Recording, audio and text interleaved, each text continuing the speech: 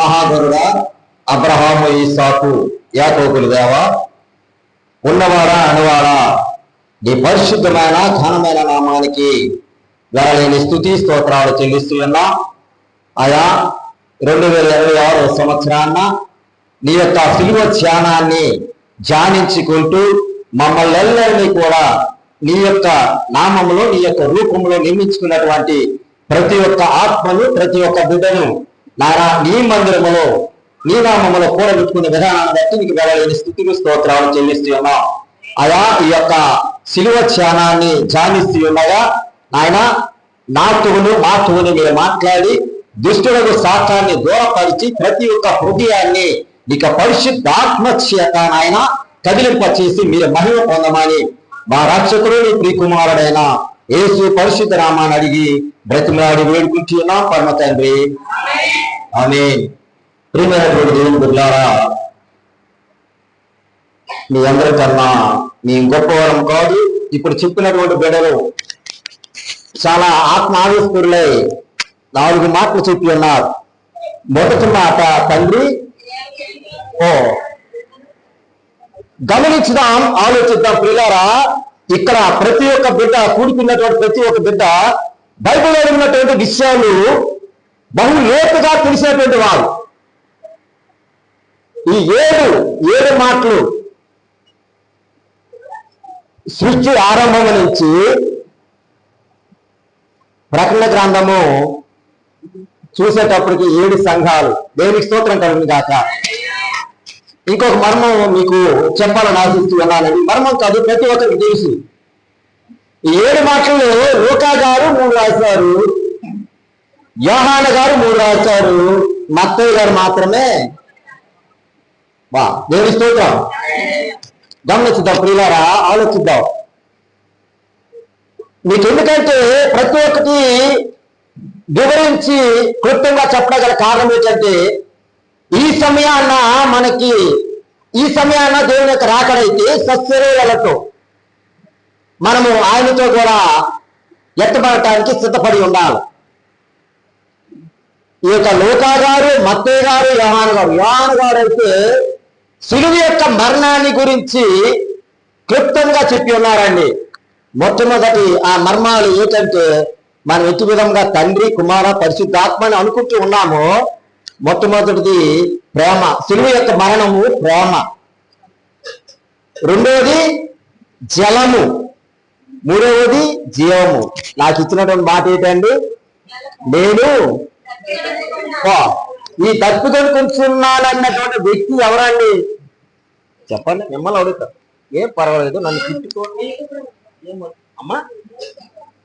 సర్వ సృష్టికర్త, సృష్టిని సృష్టించినటువంటి వ్యక్తి, నీటిని ఆవిరి చేసి జలమునిచ్చినటువంటి వ్యక్తి ఆయన ఏమయ్యన్నాడండి? దప్పుకొనిచున్నారు. చూద్దామండి ఒకసారి ఆదికాండము 1వ అధ్యాయము 6-7 వచనాలు చూసినట్లయితే నీటిని ఆవిరి చేసి ఏమండి చదువమ్మా. మరియు దేవుడు జలముల మధ్య కలిగి ఆ జలములను ఈ జలములను వేరుపరచును గాక అని కలిగెను. దేవుడు ఆ విశాలము చేసి విశాలము మీద జలములను వేరుపరచుగా ఆ ప్రకారం ఆయను. దేవుడు ఆ విశాలములకు ఆకాశమని పేరు పెట్టెను. దేవుని స్తోత్రం. హల్లెలూయా. గమనించుదాం, నీటిని మేఘాలను ఆవిరిగా చేసి నీటిని సృష్టించినటువంటి వాడు, ద్రాక్షారసమని మంచినీటిని ద్రాక్షారసమని చేసినటువంటి వ్యక్తి దప్పికొనిచున్నాడు. ప్రియులారా గమనించే ప్రియ స్నేహితుడా, సహోదరి, నేను మొదటి నుంచి చెప్తూ ఉన్నా, నా అంత పాపి ఈ భూలోకంలో ఉండడు. కానీ అనేకమైనటువంటి విషయాలు నా ద్వారా, ఈ పాపి ద్వారా తెలియపరుస్తూ ఉన్నాను. ఇక్కడ దప్పికొనిచున్నాను అన్నటువంటి వ్యక్తి ఎవరు? అక్కడ ఉన్నటువంటి బహు జన సమూహం ఉన్నారండి. ప్రపంచంలో నేటి క్రైస్తవులు ఉన్నాం మనం. ఏమండి, అర్థమవుతుందా? మీకు అర్థమవుతుందండి? ప్రపంచంలో నేను క్రైస్తవులు ఉన్నాను, నేను దప్పికొనిచున్నాను. ఇదే దప్పిక, ఏమండి, క్రీస్తుకు పూర్వము కొన్ని వందల సంవత్సరాల క్రితమే దావీదు మహారాజు అంటూ ఉన్నాడు. 26వ కీర్తన గ్రంథము 69వ కీర్తన 21వ సినిమాలో వాళ్ళు చేతి చిరకన, ఆ చేతి చిరక ఎవరండి తయారు చేసినటువంటి? ఎవరు? మళ్ళాంటి ఎవరు? మళ్ళాంటి దేవుడి స్తోత్రం కలుగుతుంది. వారు చేతులు నాకు ఆహారంగా పెట్టిరి, నాకు దప్పికైనప్పుడు. ప్రియులారా గమనించుదాం, ఒకానొక సమయంలో క్రీస్తుకు పూర్వము 6,000 మందిని రామా ప్రభుత్వము ఒకే దినాన్న 6,000 మందిని సిలువ వేశారండి. ఆ సిలువలో ఉన్నటువంటి ఆ బాధలను, ఆ శ్రమలను అనుభవించడానికి, అంటే మర్చిపోవటానికి ఆ చేతి చిరకని అందించేవాళ్ళు మనలాంటి క్రైస్తవులే యూదులే యోగా స్త్రీలే తయారు చేసేవారు. ఇక్కడ గమనించటండి, ఏమంటూ ఉన్నాడంటే ఆయన, చదువమ్మా, చదువు. వారి చేతిలో నాకు. వీళ్ళారా ఇక్కడ గమనించుదాం. నిన్నటి దినాన దైవజనులు వాక్యం చెప్పి ఉన్నాం. ఏమండి, గెత్సేమనేటువంటి తోటలో ఏం జరిగిందండి? ఆయన చెమట ఆకాశానికి భూమికి మధ్యన, ఆకాశానికి భూమికి మధ్యన వేలాడుచున్నావా. దేవుని స్తోత్రం. దాదాపుగా శిష్య బృందముతో ఆ యొక్క మేడగదిలో భోజనం చేసిన తరువాత సుమారుగా 14 గంటల తరువాత ఆయన దప్పికొనటము మనం చూస్తూ ఉన్న పరిస్థితి గ్రంథంలో. మీకు ఇంకా నేను చెప్తున్నటువంటిది ఎక్కడ కళ్ళు బుల్ల కవర్లు కాదండి. యోహాను సువార్త 21వ అధ్యాయం వాక్యలో చూసినట్లయితే ఈ యొక్క భూలోకము చాలదండి. ఆయన చేసినటువంటి అద్భుత కార్యాలు రచించినట్లయితే ఈ యొక్క భూలోకము చాలు. ప్రియమైన దేవుని పెట్టారు. ప్రతి ఒక్కరు గమనిద్దాం. ఇక్కడ విద్యావంతులు ఉన్నారు, ఉద్యోగస్తులు ఉన్నారు, మరి కష్టపడినటువంటి వారు కూడా మహాజ్ఞానులై ఉన్నారు. ఇక్కడ గమనించుదాం. ఇక్కడ ఏమంటూ ఉన్నాడంటే చూద్దామండి. యేసు చేసిన కార్యములు అనేకముల కలవు, వాటిని ప్రతి దాన్ని వివరించడానికి రాసిన ఎడల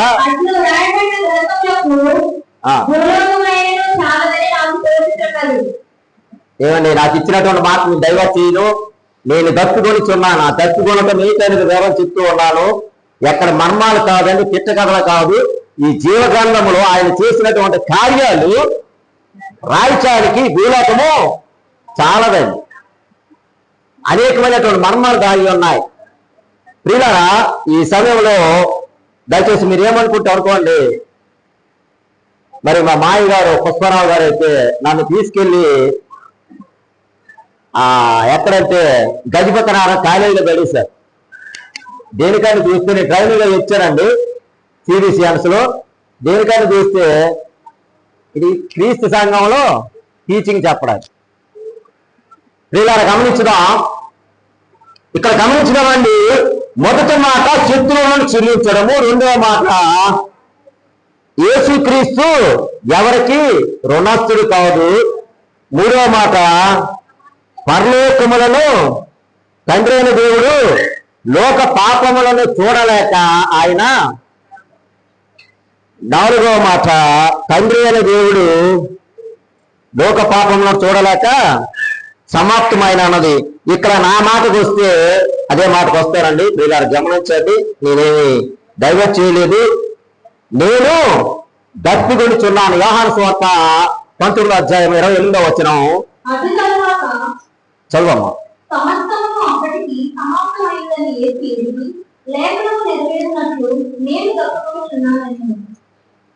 ఏమండి ఇక్కడ గమనించుదాం. లేఖనాలు యెషయా గ్రంథము 55వ వచనం ఒకటో వచనం చూసినట్లయితే, తప్పికొనిన వారులారా నా యొద్దకు నేను మీకు ప్రకటన గ్రంథము 21వ అధ్యాయము 17వ వచనంలో 6వ వచనంలో చూసినట్లయితే, తప్పికొనిన వారులారా నా యొద్దకండి ఉచితముగా మీకు జీవజలమును. గమనించిన ప్రియులారా, నేను తప్పుకొంచున్నా. అక్కడ బహు జనసమూహం ఉన్నారు. క్రీస్తు యొక్క సిలువలో ఏమని రాశారండి? ఎన్ని భాషల్లో రాశారు? మిమ్మల్ని అడుగుతాను, మీరు చెప్పండి. ఎన్ని భాషల్లో రాశారండి? 3 భాషలు. ఏవేవి?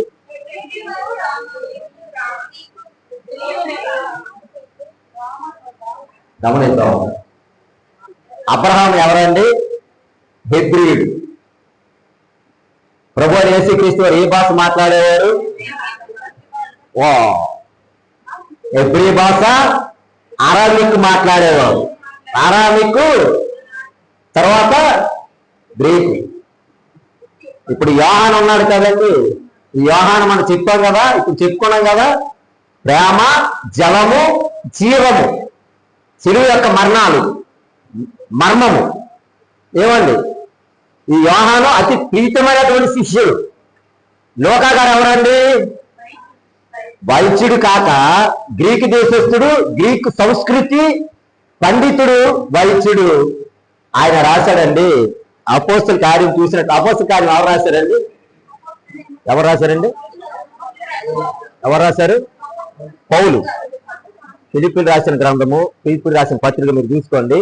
వీళ్ళరా ఈ యొక్క అపోస్తల కార్యము లూకా సువార్తకు 2వ గ్రంథంగా పిలువబడతా ఉన్నది. ఈ సువార్తలకు, ఈ పత్రికలకు మధ్యన వంతెన. మన పానా దాటాలంటే బ్రిడ్జి దాటాలి కదా బాబు.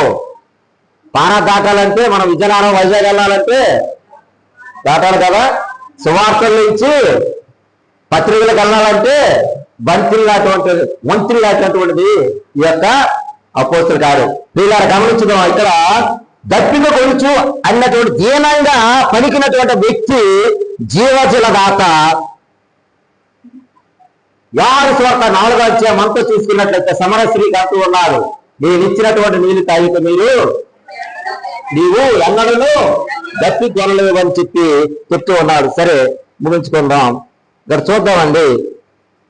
ప్రకటన గ్రంథము 7వ అధ్యాయము 17వ వచనం చూడండి. ఏలయనగా సింహాసనం యొక్క చదువు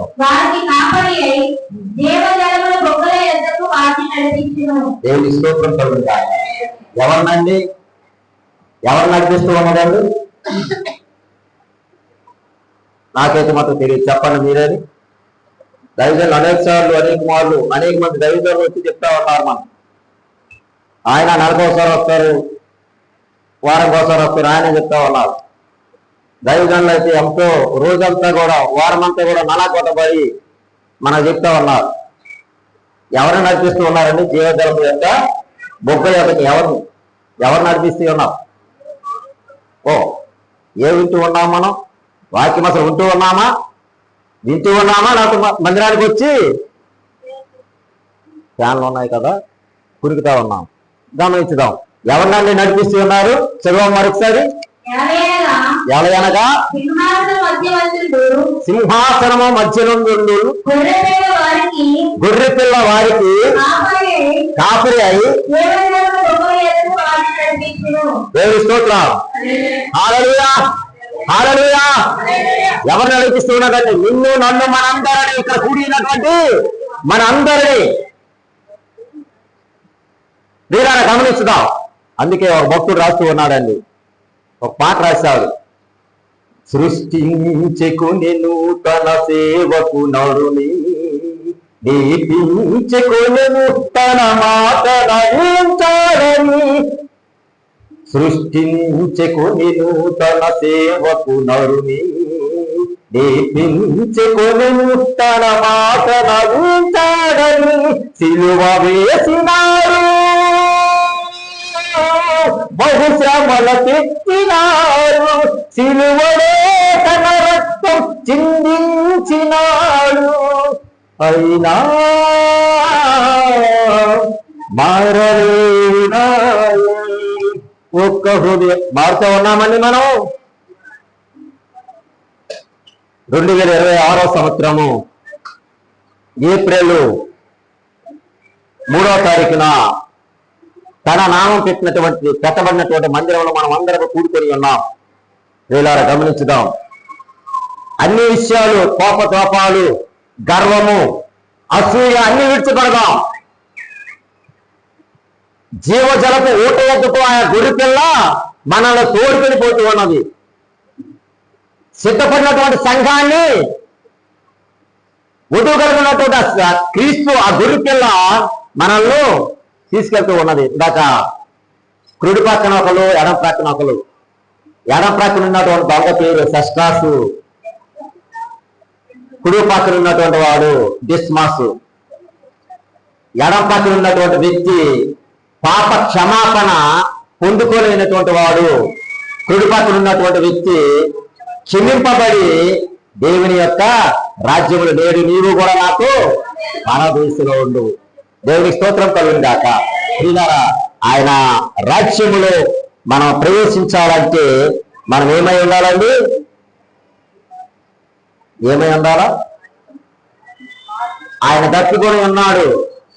ఇక్కడ పరిశీలు శాస్త్రులు, అయ్యా నువ్వు ఎప్పుడు తప్పుకున్నా ఈ రెఫరెన్స్ చెప్పనండి, గమనించుదాం.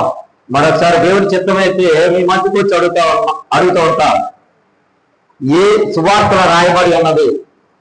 అయ్యా నువ్వు ఎప్పుడు తప్పుకున్నావు, నీవెప్పుడు ఆహారం పెట్టలేదు, నీవెప్పుడు వస్త్రహీనుడివై ఉన్నావు, నీకు వస్త్రం ఇవ్వలేదు అన్నటువంటి దినము మనల్ని అడుగుతా ఉన్నారు. చిన్న ప్రార్థన చేసుకొని ముగించుకున్నామండి. మహోన్నతుడా, మహాగణుడా, నిత్యము నిరంతరము స్తుతులకు పవిత్రుడా, ఈ పరిశుద్ధమైన ఘనమైన నామానికి వందనాలు, స్తుతి, స్తోత్రాలు చెల్లిస్తూ ఉన్నాం. అయ్యా అలనాడు నీవు దక్కుకున్నటువంటి దినాల్లో చేదు చిరకనిచ్చినటువంటి ప్రజలుగా, విశ్వాసులుగా, నేరును మామును కాకుండా మీ నిత్య జీవపు యూట యొక్కకు మీ నెల్లరము మీ పరలోకపు నూతన యెరూషలేములో ప్రవేశించడానికి మీ నెల్లరము సిద్ధపడేలాగున ఈ దినమనిచ్చిన ఆయన ఒక నిర్ణయాన్ని, ఒక తీర్మానాన్ని, ఒక నిరీక్షణ కలిగి మేము జీవించడానికి మీ యొక్క పరిశుద్ధాత్మ సహాయము, సహవాసమును నాయన దయచేయమని బ్రతిమలాడుతూ ఉన్నాం. అయా కూడి వచ్చిన చంటి బిడ్డలు, యవనస్తులు, నాయన వృద్ధులు, నాయన ఈ బిడ్డలందరినీ కూడా ఈ యొక్క ఎండ వేడిలో నుంచి నీ సురక్షితంగా నీ మందిరానికి తోడుకొని తెచ్చావు నాయన. మీ యొక్క మాటలు, శిలువ ధ్యానాన్ని మేము జ్ఞాపకం చేసుకొని నాయన మేము దుఃఖించి నీ కొరకు మేము జీవించేలాగన నీ పరిశుద్ధాత్మ నడిపింపు, నీ పరిశుద్ధాత్మ శక్తిని మాకు అందరికీ దయచేయమని మా ప్రభువుని దిక్కుమారుడైన యేసు పరిశుద్ధ నామాన్ని అడిగి బ్రతిమలాడి వేడుకుంటున్నాం పరమ తండ్రి.